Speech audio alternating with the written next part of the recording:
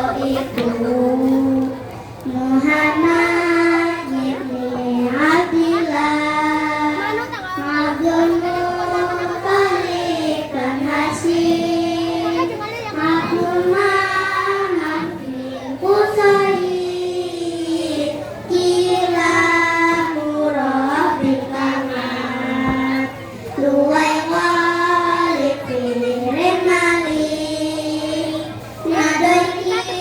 nana Huzaimah mudrika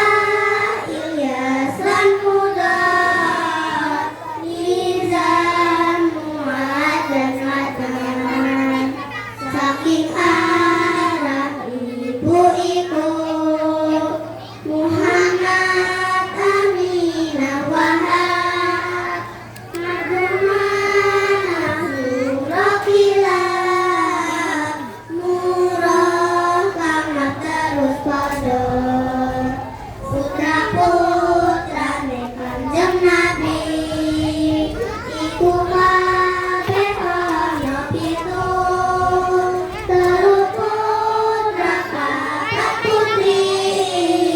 nomor siji Said Qasim nomor loro Dewi Zainab Ruqayyah Nuri Fatimah Kulsum lan Abdullah nomor pitune Ibrahim wong kang kewajiban sholat iku kabeh wong mukallaf yaiku kabeh wong Islam kang wis balik duwe akal memberi salam wassalamualaikum warahmatullahi wabarakatuh.